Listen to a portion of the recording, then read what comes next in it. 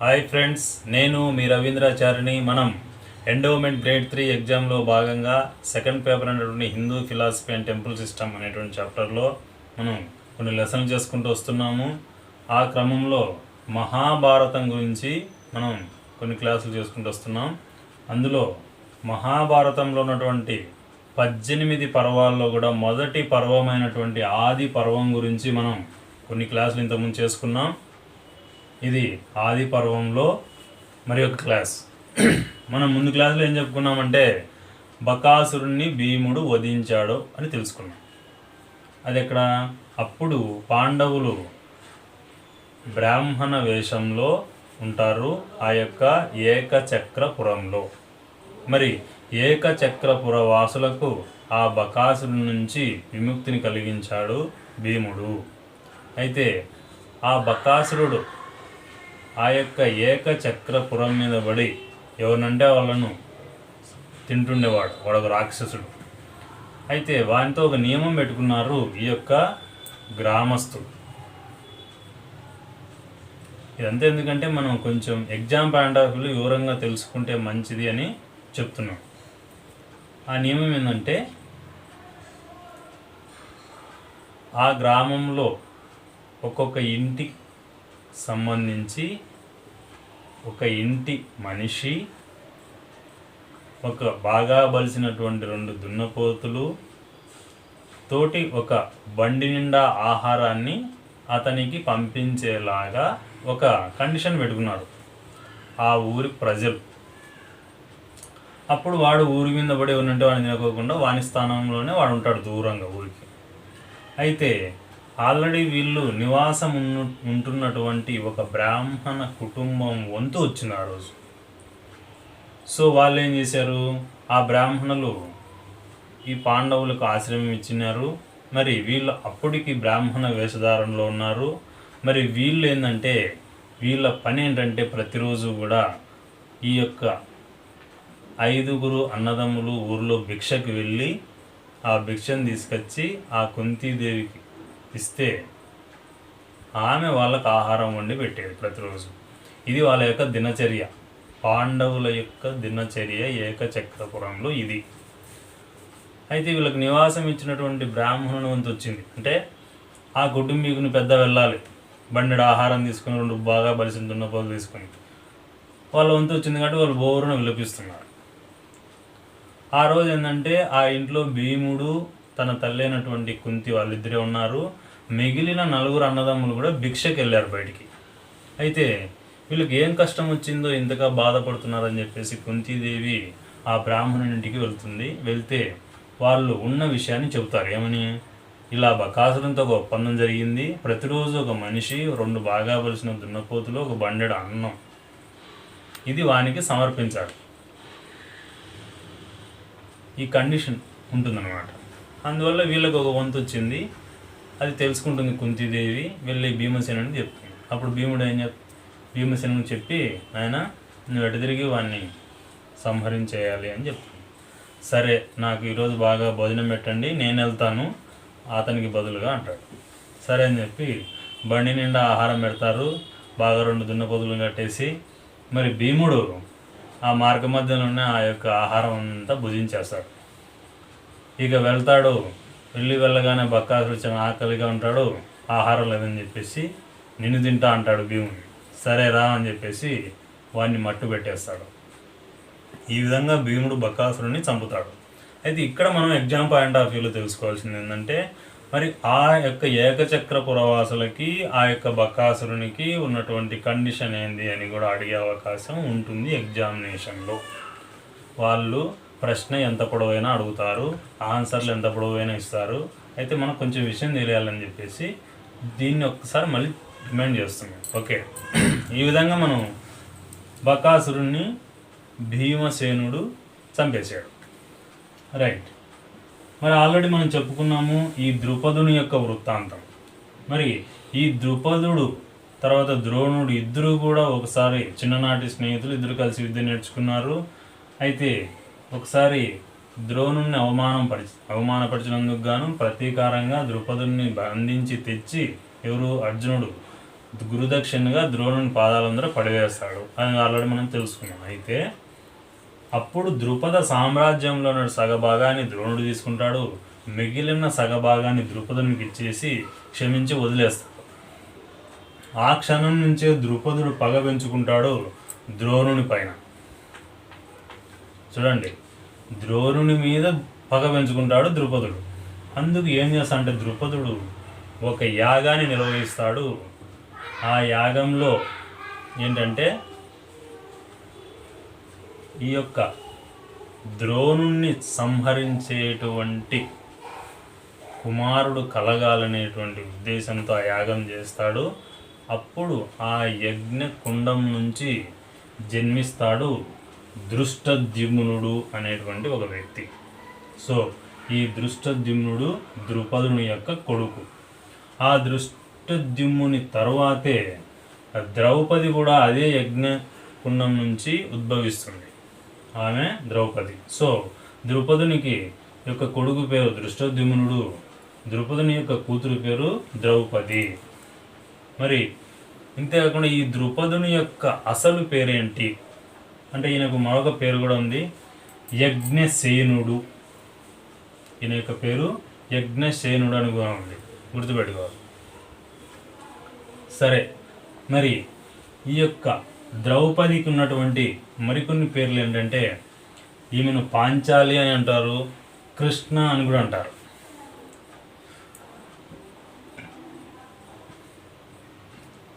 Right. మరి కృష్ణ అని ఎందుకన్నానంటే ఈమెను చామన ఛాయ కలిగినటువంటిది కాబట్టి ఈమెను ఆ పేరుతో కూడా పిలవడం జరిగింది. మరి ఆమె పెరిగి పెద్దదైంది. ఆమెకు వివాహం చేయదలిచి ద్రుపదుడు ఏం చేస్తాడంటే స్వయంవరాన్ని ప్రకటించడం జరుగుతుంది. మరి ఏమిటి ఆ స్వయంవరం అంటే అక్కడ ఒక మత్స్య యంత్రాన్ని ఏర్పాటు చేసి పైన ఒక మత్స్యం అంటే చేప ఇలా తిరుగుతుంటుంది. దాని నీడ ఇక్కడ కింద నీటిలో కనిపిస్తూ ఉంటుంది. మరి నీటిలో చూసి ఆ చేప యొక్క కన్నును అక్కడ ఉన్నటువంటి 5 బాణాలతో దాన్ని చంపేయాలి. అది నియమం, అదే మత్స్య యంత్రం. దాన్ని ఎవరైతే ఛేదిస్తారో వాళ్లకు ఈ యొక్క ద్రౌపదిని ఇచ్చి వివాహం చేస్తామని స్వయంవరం ప్రకటిస్తారు. మరి ఆల్రెడీ చెప్పుకున్నాం మనం, ఏకచక్రపురంలో ఈ పాండవులు 5గురు కూడా బ్రాహ్మణ వేషధారులై ఉండి ఇంటింటికి వెళ్ళి భిక్షను తీసుకుని వచ్చి వాళ్ళ అమ్మగారికి ఇచ్చేవాళ్ళు. అందులో ఆ ఆహారం వండిన తర్వాత సగభాగం భీమునికి పెట్టేది, మిగిలిన సగభాగం 4 కొడుకులకు సమానంగా పెట్టేవాళ్ళు ఆ యొక్క కుంతీదేవి.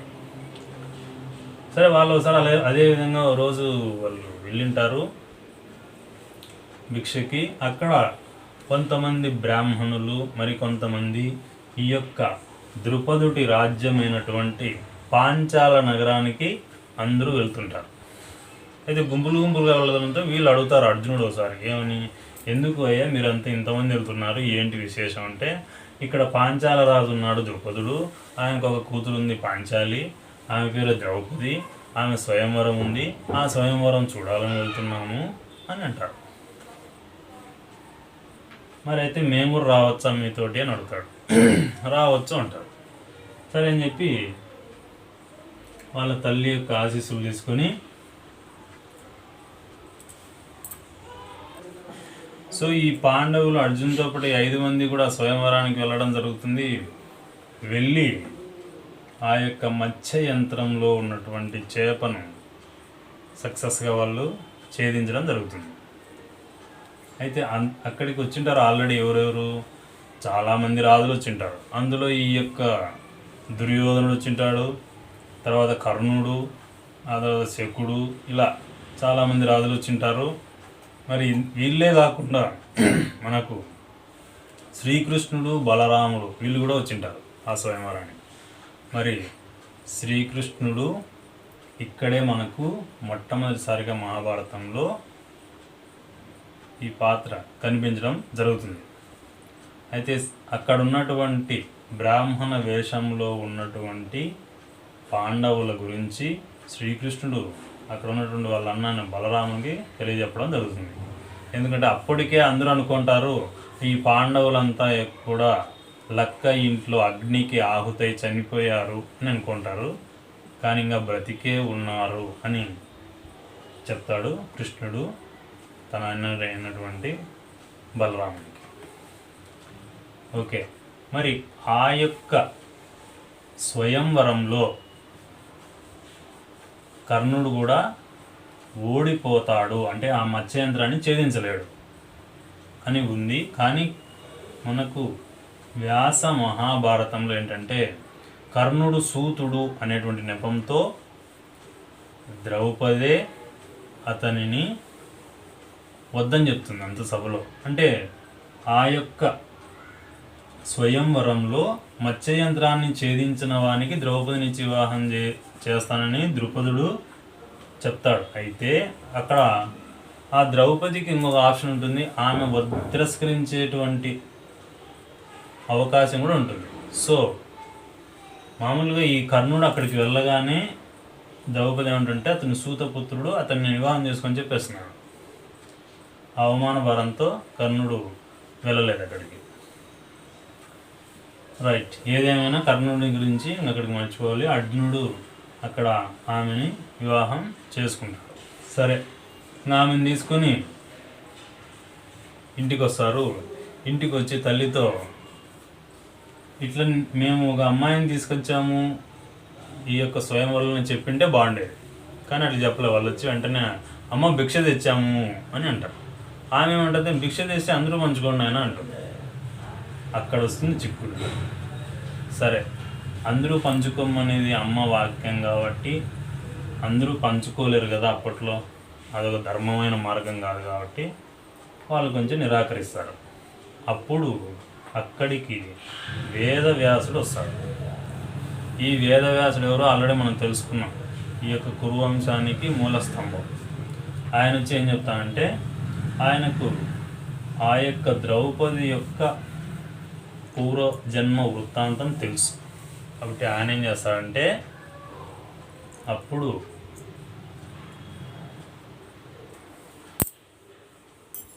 వేదవ్యాసుడు ఈ యొక్క విషయాన్నంతా చెప్తాడు, ఆమె యొక్క పూర్వజన్మ వృత్తాంతం. మనం ఆల్రెడీ చెప్పుకున్నాం ఆమె ఎలా జన్మించింది, యజ్ఞం నుంచి, యజ్ఞకుండం నుంచి జన్మించింది ఈ యొక్క ద్రౌపది. అయితే ఈమె ఏం చేస్తుందంటే పూర్వజన్మంలో కాశీరాజుకు కూతురుగా జన్మించి ఉంటుంది, అంటే ఈ జన్మ కన్నా ముందు. అప్పుడు ఆమెకు వివాహం అనేది జరగదు ఆ జన్మకు, ఎందుకంటే తగిన వరుడు దొరకడానికి. అందుకు ఆమె ఏం చేస్తుందంటే పరమశివుడు, పరమేశ్వరుడు, ఈశ్వరుని గురించి తపస్సు చేస్తుంది. తపస్సు చేసి ఈశ్వరుడు ప్రత్యక్షమవుతాడు. ప్రత్యక్షమైతే ఏం వరం కావాలో కోరుకోమంటాడు. పతి పతి పతి అని 5 సార్లు అడగడం జరుగుతుంది. సరే తథాస్తు అంటాడు ఈశ్వరుడు. అంటే ఏంటి, 5 మాటలు స్మరించింది కాబట్టి 5 భర్తలు ప్రసాదించినట్టుగా అక్కడ ఒక నియమం ఉంటుంది. అప్పుడు ఆమె ఏం చేస్తుందంటే ఏదో తొత్తలపాటుతో ఒక 5 మాటలు పతి పతి పతి అనింది కాబట్టి ఆయన అనుగ్రహించేశాడు, అడిగైపోయింది. అయితే అందుకు పరమశివుడు ఏం చేస్తాడంటే నీకు 5 భర్తలు ఉంటారు అని చెప్తాడు. అది ఎట్లయితుందంటే అప్పుడు ఇక్కడ ఉన్నటువంటి దేవేంద్రునికి చెప్తాడు, నీవు 5 రూపాలలో జన్మించు అని చెప్పేసి. ఆ 5 రూపాలే ఈ యొక్క మన పంచపాండవులు. సో ఈ పంచపాండవులు కూడా దేవేంద్రుని యొక్క 5 రూపాలు అనమాట. 5 రూపాయలతో జన్మిస్తాడు దేవేంద్రుడు, ఆయన వివాహం చేసుకుంటాడని చెప్తాడు. సో ఇది అక్కడ ఉన్నటువంటి వృత్తాంతం, మన పుస్తకాల్లో చెప్పినటువంటి వృత్తాంతం అంతే. రైట్, ఆ విధంగా 5 భర్తలు ఆమెకు ఆమె పెళ్లి చేసుకోవాల్సి వస్తుంది ఆ క్షణంలో. అయితే వాళ్ళు ఒక నియమం పెట్టుకుంటారు, ఏంటంటే సంవత్సరానికి ఒక భర్తతో ఉండేటట్లుగా, సంసార జీవనం ఉండేటట్లుగా నియమం పెట్టుకుంటారు. మరి ఆ యొక్క సందర్భంలో వేరే ఎవరైనా కూడా ఆ నియమానికి భంగం కలిగించితే వాళ్ళు 1 సంవత్సరం పాటు తీర్థయాత్రలకు వెళ్ళాలి. సంవత్సరం పాటు అనేటువంటి నియమం పెట్టుకుంటారు. ఓకే, బాగానే ఉంది. మరి బాగానే కాలం గడిచిపోతూ ఉంటుంది. మరి ఇలా ఉండగా ఆ నోట ఈ నోట అందరికీ తెలిసి ధృతరాష్ట్రం వరకు వెళ్తున్న విషయం ఏంటంటే పాండవులు బ్రతికే ఉన్నారు, వాళ్ళు చనిపోలేదు అనే విషయం తెలుస్తుంది. అప్పుడు ఏం చేస్తారంటే ధర్మం ప్రకారం ఆ ధృతరాష్ట్రంతో విదురుడు, తర్వాత ద్రోణుడు, ఇలా మిగిలినటువంటి పెద్దలంతా సమాలోచన చేసి వాళ్ళను తిరిగి హస్తినాపురానికి రమ్మని పిలవమని చెప్తారు. అదేవిధంగా ఏం చేస్తాడంటే ధృతరాష్ట్రుడు వాళ్ళను అందరినీ హస్తినాపురానికి రమ్మని పిలుస్తాడు. పిలిచి అక్కడ ఖాండవ ప్రస్థం అనేటువంటి నగరం నుంచి ధర్మరాజును పరిపాలించమని చెప్తారు. సరే అని చెప్పి వీళ్ళందరూ వెళ్తారు. ఆ యొక్క ఖాండవ ప్రస్థ నగరాన్ని రాజధానిగా చేసుకుని పరిపాలిస్తుంటాడు ధర్మరాజు. ఆయన యొక్క పాలన చాలా బాగుందని ప్రజలు మెచ్చుకుంటూ ఉంటారు. ఈ విధంగా ఇక్కడ వీళ్ళు హస్తినాపురంలో ఉంటాడు, ఆయన ఖాండవ ప్రస్థంలో ఉంటారు పాండవులు. సరే, ఆల్రెడీ మనం చెప్పుకున్నాం ఏంటంటే ఒక నియమం చెప్పుకున్నాము, 1 సంవత్సరం తీర్థయాత్ర చేయాలి. ఎవరైనా సరే ఒక భర్తతో ద్రౌపది ఉన్నప్పుడు ఆ సంవత్సరంలో వాళ్ళ ఏకాంతానికి ఎవరైనా భంగం కలిగిస్తే 1 సంవత్సరం పాటు ఆ భంగం కలిగించిన వ్యక్తి తీర్థయాత్రలు చేయాలి. రైట్. అయితే ఒకానొక సందర్భంలో ఏం జరుగుతుందంటే ధర్మరాజు తర్వాత ఈ యొక్క ద్రౌపది, ఈ యొక్క ధర్మరాజు తర్వాత ద్రౌపది ఏకాంతంలో ఉండగా ఒక బ్రాహ్మణుడు వచ్చేసి అర్జునుడితో చెప్తాడు, అర్జున, మా యొక్క గోవులన్నింటినీ ఎవరో దొంగలు తస్కరించి తీసుకుని వెళ్తున్నారు, దయచేసి వెంటనే మమ్మల్ని మా గోవులు రక్షించని పుట్టావటని చెప్పడంతో ఆ యొక్క గోవులను రక్షించే నిమిత్తం అర్జునుడు ఏం చేస్తా అంటే వెంటనే వారు ఏకాంతంలో ఉన్నటువంటి ఒక గదిలోనే ఆయుధాగారం కూడా ఉంటుంది. వెంటనే వెళ్ళి ఆ గాంధీవాన్ని తీసుకొని టకటగా వెళ్ళి ఆ గోవులను దొంగల బారి నుంచి రక్షించడం జరుగుతుంది. అయితే వాళ్ళిద్దరూ కలిసి ఉన్నటువంటి గదిలోకి వెళ్ళాడు కాబట్టి ఈయన తర్వాత వాళ్ళ అన్నతో చెప్తాడు, అన్న, నేను నియమమును ఉల్లంఘించాను కాబట్టి మరి నేను వెళ్తాను తీర్థయాత్రలకు అంటే ఇప్పుడు ధర్మరాజు అంటే నీకు తెలుస్తూ తెలియక వచ్చిన వాళ్ళ తమ్ముడు ఆయుధాగారానికి వచ్చావు కదా, మా ఇంట్లోకి ఏం రాలేదు కదా అంటాడు. అయినా ఆయుధాగారం అనేది ఆ ఇంట్లోనే ఉన్నది కాబట్టి ధర్మాన్ని తప్పకూడదని చెప్పేసి అర్జునుడు 1 సంవత్సరం పాటు తీర్థయాత్రలకు వెళ్తాడు.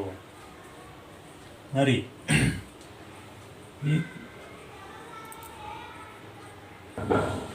ఈ విధంగా తీర్థయాత్రలు చేసేటప్పుడు అర్జునుడు కొంతమందిని వివాహం చేసుకోవడం జరుగుతుంది. వాళ్ళలో మొట్టమొదటిగా అర్జునుడు ఏం చేస్తా అంటే ఒక గంగానది తీరానికి వెళ్తాడు. అక్కడ ఒక రాత్రి నిద్రిస్తుంటే ఆ గంగానదిలో నాగరాజు కౌరవ్యుని కూతురైనటువంటి ఉలీపి ఈయనను ప్రేమించడం జరుగుతుంది. మరి ఈ యొక్క ఉలీపినే ఉలీచి అని కూడా అంటారు. ఈ ఉలీపి ఎలాగుంటుందంటే సగభాగం మనిషి రూపంలో ఉంటుంది, మరి యొక్క సగభాగం పాము రూపంలో ఉంటుంది లేదా మొసలి రూపంలో ఉంటుంది. రైట్. మరి అర్జునునికి ఈ ఉలీపికి జన్మించిన వాడే ఐరావంతుడు అనేటువంటి కొడుకు పుడతారు. ఈ యొక్క ఐరావంతుడిని ఐరావన్ అని కూడా అంటారు. ఎగ్జామ్లో ఐరావణుని ఇచ్చినా ఐరావంతుడు ఇచ్చినా ఒకటి, బాగా గుర్తుపెట్టుకోవాలి. తర్వాత మరికొంత దూరం వెళ్తాడు. అక్కడ మణిపురం అనేటువంటి ప్రాంతానికి వెళ్తే చిత్రవాహనుడు అనేటువంటి ఆయన కూతురు ఉంటుంది, ఆమె చిత్రాంగద. ఈ చిత్రాంగద ఈ అర్జునుడిని ప్రేమించడం జరుగుతుంది. మరి అర్జునునికి చిత్రాంగదకు పుట్టినటువంటి కొడుకే బభ్రువాహనుడు. ఎవరు? బభ్రువాహనుడు. ఓకే. మరి ఈ చిత్రాంగద యొక్క తండ్రి పేరు చిత్రవాహన, మరి తల్లి పేరు వచ్చేసి వసుంధర. Okay, right. తర్వాత అర్జునుడు ఏం చేస్తాడంటే ఇలా తీర్థయాత్రలు చేసుకుంటూ వెళ్తూ మరి ద్వారకాలోకి ప్రవేశించడం జరుగుతుంది. ద్వారకాలో ఈ యొక్క బలరామకృష్ణుల యొక్క చెల్లెలు సుభద్ర ఉంటుంది. ఈ సుభద్ర అర్జునుడిని ప్రేమిస్తుంది. మరి ఈ అర్జునుడు సుభద్రను వివాహం చేసుకుంటాడు. ఆ యొక్క ద్వారకాలో రైవతక పర్వతం అనేది ఉంటుంది. ఈ యొక్క రైవతక పర్వతంలో కొన్నాళ్ళు నివాసం ఉండి అర్జునుడు సుభద్రను వివాహం చేసుకుంటాడు. మరి కొంతకాలానికి అర్జునునికి సుభద్రకు అభిమన్యుడు జన్మిస్తాడు. రైట్. అభిమన్యు యొక్క తల్లిదండ్రులు ఎవరంటే అర్జునుడు, సుభద్ర. మరి ఈ యొక్క సుభద్ర యొక్క తల్లిదండ్రుల పేర్లు ఏంటి? మరి సుభద్ర యొక్క తండ్రి పేరు వసుదేవ. బాగా గుర్తుపెట్టుకోవాలి. నెక్స్ట్ తల్లి పేరు రోహిణి. ఓకే. వాసుదేవుడు అంటే కృష్ణుడు. ఇక్కడ బాగా గుర్తుపెట్టు. వసుదేవుడు అంటే ఈమె యొక్క తండ్రి. ఆ తర్వాత ఈ యొక్క ద్రౌపదికి 5 పుత్రులు జన్మిస్తారు. వాళ్ళను ఉప పాండవులు అంటారు. మరి వాళ్ళ పేర్లు ఏంటి అంటే ప్రతివింధ్య, సుత సోమ, శృత కర్మ, శతానిక, శృతసేన. రైట్.